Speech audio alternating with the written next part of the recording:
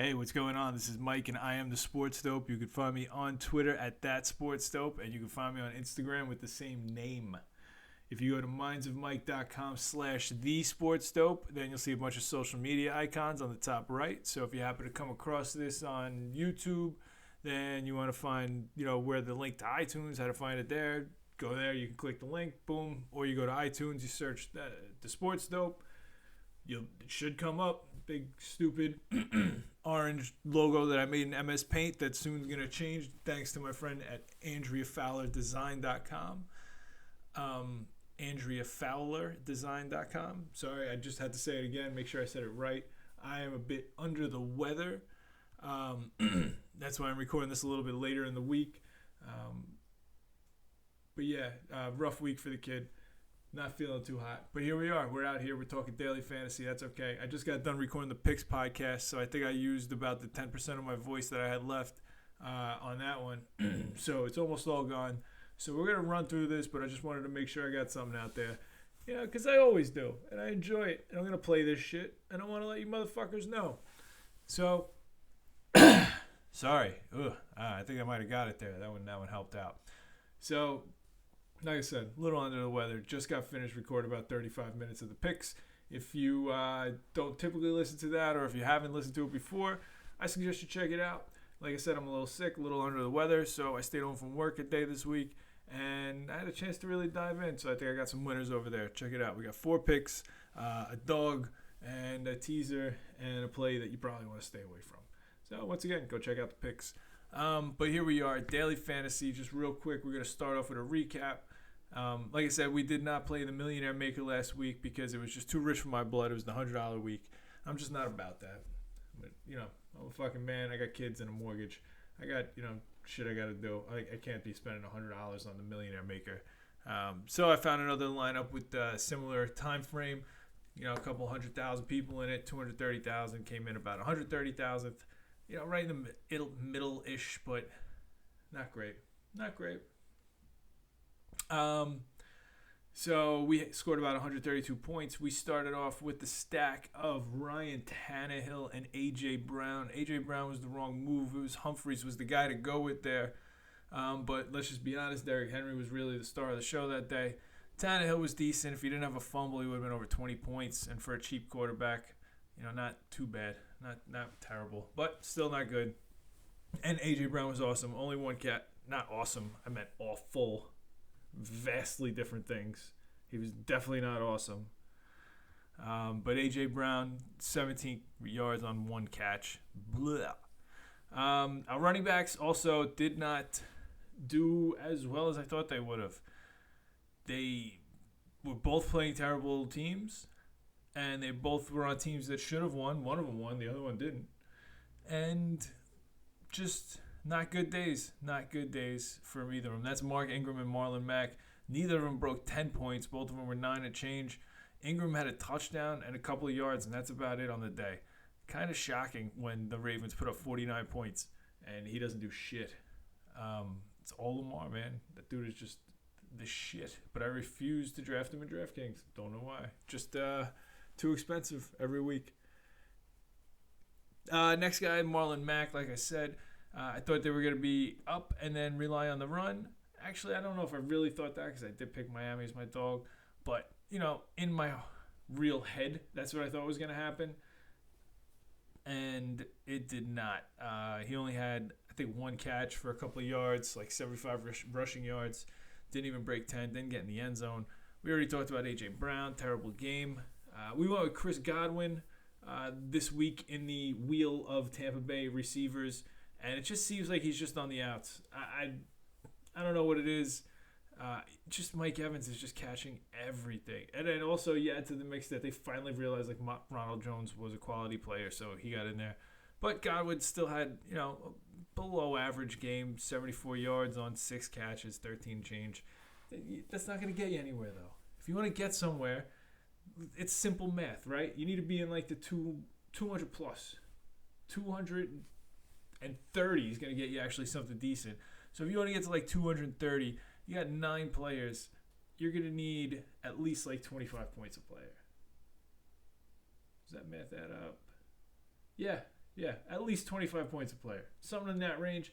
That's where you get like a couple $100 winnings. But yeah, so 13 points, not going to do it from Chris Godwin, especially when you're paying all that money from him.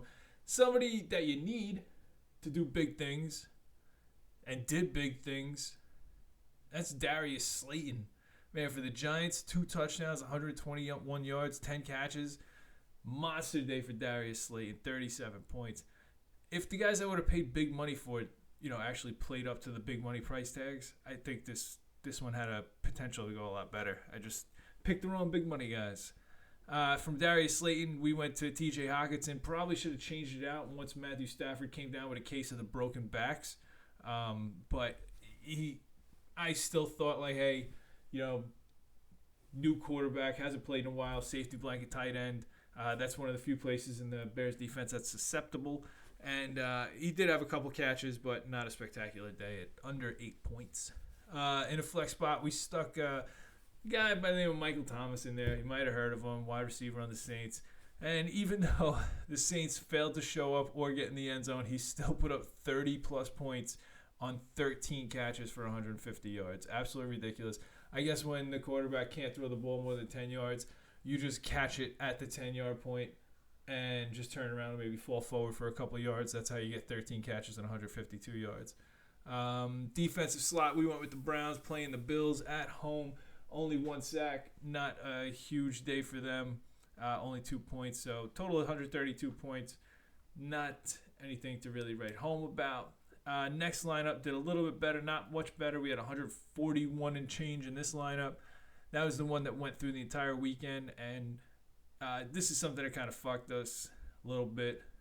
We had Jimmy G and Emmanuel Sanders as our stack. Emmanuel Sanders went out in the first half, did not return, only had 2 catches, 24 yards for a whopping 4.4 points. Jimmy G, not much of a thrower on Monday night with his targets out. Once he did find Deebo Samuel a lot. We'll talk about that in a little bit. But Jimmy G, not a big day from him either. Bunch of yards, only 1 touchdown, couple fumbles, and a pick. So not a big day for him. 13 points, and Emmanuel Sanders 4.4. So the stack didn't even break 20. So you kind of know you're fucked right there.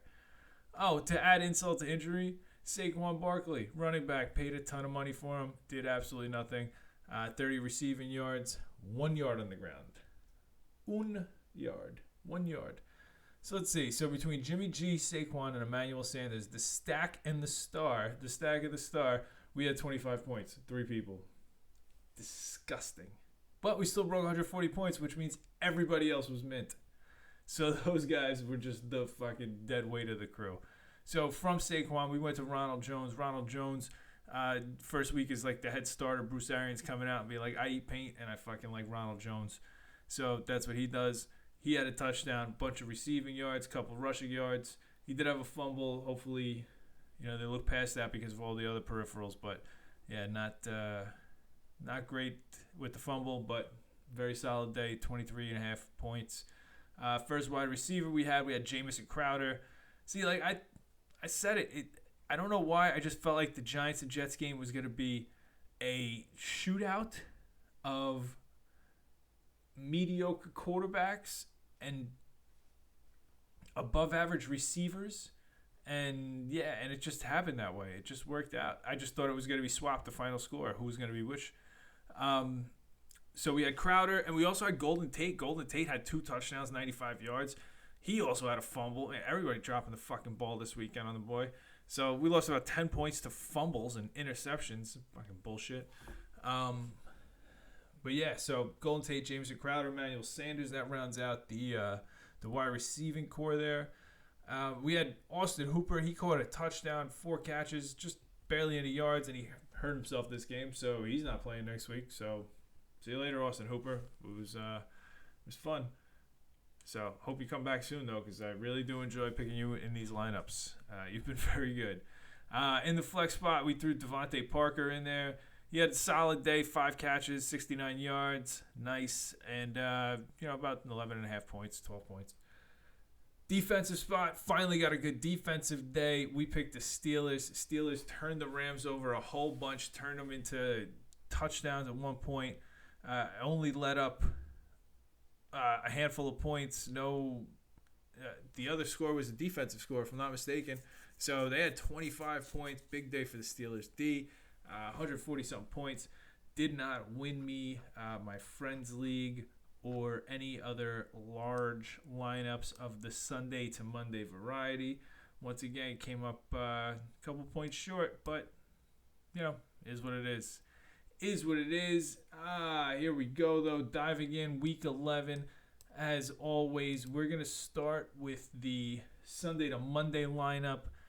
And, look, when I found myself doing this, I was like, there's no way I'm doing it. I couldn't fucking believe it. It was disgusting. It pained me to my core. But I'm going with Derek Carr. Ugh. I think that just the Cincinnati Bengals are terrible. They're going across the country just about. And Oakland's not a team that lets it go, I think. I think they're just, I don't know why. I just don't feel like they take it easy. So I think Derek Carr might be throwing it a little bit. Like John Gruden's going to be like he still needs practice and not care about their feelings. And I'm going to pair him with Darren Waller, the tight end. He's easily their best receiving threat. And so I think that pair, they can combine for a pretty solid day. And it's a fairly cheap option, too, when you take a look at everybody else comparatively. So you got Derek Carr at $6,100 and Darren Waller at $5,500. So we're going to open up the running backs, going a little bit cheap here. And we're going with Brian Hill. Brian Hill, he is on the Falcons. They're going to Carolina this week. Devonta Freeman is hurt. Brian Hill was a pretty solid running back in college. And he got the volume when Freeman went out last week, but he didn't really have the results yet. But I think a full week of practice. He did get himself into the end zone, though, so pretty solid there. But I expect very good results. Carolina's pretty poor against the run, and he's pretty cheap, so you're going to get the number one guy at under $5,000 against a team who's, I think when I looked it up, it was like 26, 27, 28, somewhere pretty bad against the run. So Carolina's pretty susceptible there. Matt Ryan, even though they beat the Saints, he looked okay. Definitely still a little banged up from the ankle thing like 2-3 weeks ago. So when you have a decent running back that can run between the tackles, move the clock, I think this game is actually going to be a weird running game. I don't know why.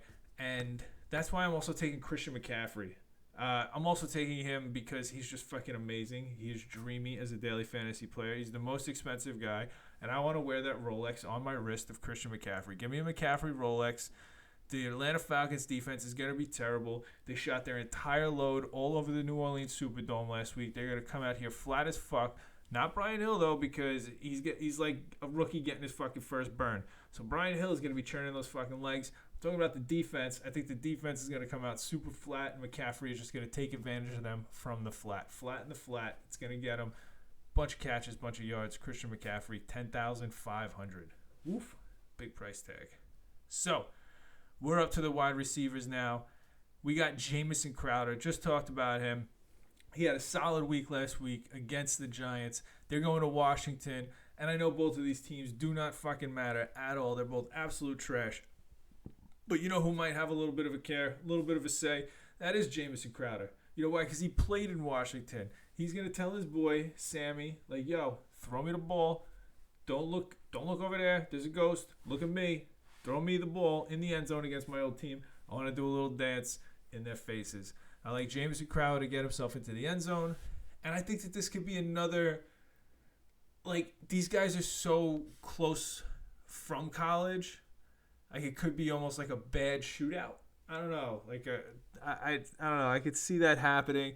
I know Washington's notorious for running the ball, but I could almost see it happening where, it's almost like a college game. Like Dwayne Haskins to Terry McLaurin. And, oh, my God, it's so crazy. Terry McLaurin's in my lineup. What? I think that that's certainly a possibility that, it's a Darnold versus Haskins kind of game. And they're just letting these young guys just do their thing. There's going to be turnovers. It's going to be ugly, but I think it could get high scoring. And, Haskins and McLaurin were on the same team last year in Ohio. So I could definitely see them connecting against the bad secondary. Just make sure he's not on Jamal Adams' side. Or, do like a fake play action. Adrian Peterson and Jamal Adams will, tackle him from, 20 yards away. But yeah, Jamison Crowder, 5,700. Terry McLaurin, 5,600. I like both of these guys to have decent days. And we talked about Jimmy G before and his lack of targets. Kittle is still hurt. Emmanuel Sanders is banged up a little bit. Who got all the looks last week? That's Deebo Samuel. He's only $4,000. They're going to San Francisco. They got Arizona coming in. Arizona has no interest in playing defense. They just want to play offense. That's it. So in fact, I think the defense lets them get off the field, lets the other team score to let the offense play again sooner. I think that's my theory. They're just doing it to help. They're so bad to help the offense to get on the field and run around with Kyler Murray even more. So I think I think San Francisco's going to score some points. And if there's no fucking receiving targets, Deebo Samuel, 11 targets last week, and he's only 4, and he had 112 yards. It's absolutely ridiculous. So, yeah, give me that guy. I want him in my lineups, and there's a chance he's the number one guy. So it's 2 number one guys that we're getting for under $5,000. Deebo Samuel, $4,000, could be the number one option in the air this week in San Francisco. We already talked about the tight end when we went with the stack. And so I'm going to my flex spot. I'm going to the Monday night game in Mexico. Give me a lot of altitude and give me a little Austin Eckler. Look, I know he hasn't been running the ball as much, but he's definitely a receiving threat out of the backfield. He's catching a ton of balls a game. He's still putting up points, and his price tag is going way down. So, yeah, his points are diminishing just a little bit, but I think that this game is going to be a shootout. There's going to be a lot of, well, not necessarily a shootout, but Chargers are going to try and keep up, I guess I'll say. I got a lot of love for the Chiefs this week. But they're going to have to keep up, and in order to keep up, you got to pass. And who's the passing running back? That's Austin Eckler. So give me Austin Eckler for $5,300 in my flex spot. Last up, we got the defense. I'm going with the Miami Dolphins. Miami Dolphins defense. Look, I know it's gross, but they're playing the Buffalo Bills. Their offense is pretty fucking gross also. They're coming down to Miami from Buffalo. Yeah, it's the same time zone. I wasn't trying to go that route. But it's about 40 fucking degrees difference, if not even more than that. It's still going to be like in the 80s in Miami, if not more than that. And in Buffalo, it's already frozen. So, yeah, it's going to be like a 70-degree difference at least. So, I like the Bills to come out a little, I don't know, worse for the wear. A little like, oh my God, what's this sun? What's this heat? I can't deal with this shit. I was wearing snowshoes like a week ago. And, I think the Dolphins, cheap defense, $2,500 only. I think that they have a good chance of getting a turnover or two. It's not like Josh Allen protects the ball super well. It's not like they got a bunch of world beaters over there on offense. A couple sacks, low-scoring game. I like that Miami Dolphins defense. Yeah, let me get them for $2,500. So the Sunday to Monday lineup, we're going with Derek Carr, Brian Hill of the Falcons, Christian McCaffrey, Jamison Crowder, Deebo Samuel from the 49ers, Terry McLaurin on the Redskins, Darren Waller, Austin Eckler, and the Miami Dolphins. All right. They brought the Millionaire Maker back for the people. $20. Let's get in this now. Let's try. So, once again, you got to do some weird shit. If you're trying to win the $1 million, you got to do something to stand out a little bit, do something a little off the rails. And so, for the Millionaire Maker, we're stacking Kyle Allen and DJ Moore. Kyle Allen and DJ Moore. The Panthers just got not beat up, but they lost a tough one in Green Bay. The Falcons, like I said before, they blew their load in New Orleans, all over the Superdome, all over the roof. The load was so big, I'm surprised the roof in the Superdome didn't cave in. But Kyle Allen, I could see him having a big day, even if it's just dump passes to Christian McCaffrey. But DJ Moore had a huge game last week. He's getting a ton of targets. He's easily the number one receiver. Last week he had 11. Week before he had 10. Then he had 9. Then he had 10. He's just getting all the looks. And the Atlanta defense is not going to show up for this. They are not going to show up for this. So let me get Kyle Allen at $5,300 and DJ Moore at $5,900 as the stack. The first running back we are going with my man Dalvin Cook, expensive, big ticket. Let me get the Rolex Dalvin Cook on the wrist, $8,900. He's going against Denver. They should be up in this game. They should be using him a lot. Denver, they got that new guy at quarterback. What's his name? Brandon Allen, some shit like that. I don't even fucking know. Yeah, he beat Cleveland last week, but that was a couple of fluke plays. I don't see them going into Minnesota doing much of anything. So by the second half, I think Dalvin Cook is just going to be running the clock out. I see him touching the ball like 30 times in this game. It's going to be a monster. It's going to be a monster game. Absolutely monster game. This is a guy I just talked about. I'm using him in 2 lineups. Like I said before, I love to have a bell cow running back that's cheap as fuck. So let me get Brian Hill again, $4,800. Like I said, I think they're going to try and run the ball a little bit. They're going to get him the ball. He can catch the ball out of the backfield too. Devonta Freeman's going to be out. He's only $4,800. And, put him in the lineup over there. We're going to Baltimore, except we're going with the road team, DeAndre Hopkins. I think this could be a pretty high-scoring game. And, Hopkins being the fucking man on the Houston side, I want a piece of that. The Baltimore defense, there's no safeties back there like Ed Reed anymore. Nobody's back there trying to, pop people's heads off. And DeAndre Hopkins, he can get behind. He can catch all the balls. I expect big things from him this week. It's a huge game for them, big in the division. And I don't even got to read you his stats. You know they're phenomenal. You know him. Next up, he's $8,100. Costly. A bit costly. But that's okay. He's worth it. We already talked about DJ Moore. Next up, though, we have Mohamed Sanu. Philly's secondary, they're recovering. Yeah, they're getting healthier, but they could still be burned. And Tom Brady coming off a loss. He targeted Sanu like fucking 14 times last week. And he caught 10 of them. They weren't for a lot. But, look, they've got a rapport already, and why he's only $5,100, I have no idea if he's going to keep having games like that. Give me Mohamed Sanu. Just get all the looks out there. Philly's got a good run defense. They're going to have to pass the ball, the Patriots, and, they don't pass it super, super deep anymore. And if they did, it's not like they got a deep threat. They got 2 guys that are going to go run 10-yard outs. That's all they have. Next up, tight end spot. We're going for a double stack. Dude was pretty cheap. I could see him getting into the end zone here just because he's an OG, and that's Gio, Greg Olsen. He's a solid tight end option. Kyle Allen, he's going to be spreading the ball around. It's going to be DJ Moore, Greg Olsen, Christian McCaffrey. I think they put up in the high 20s, and it wouldn't shock me if those guys all get in the end zone.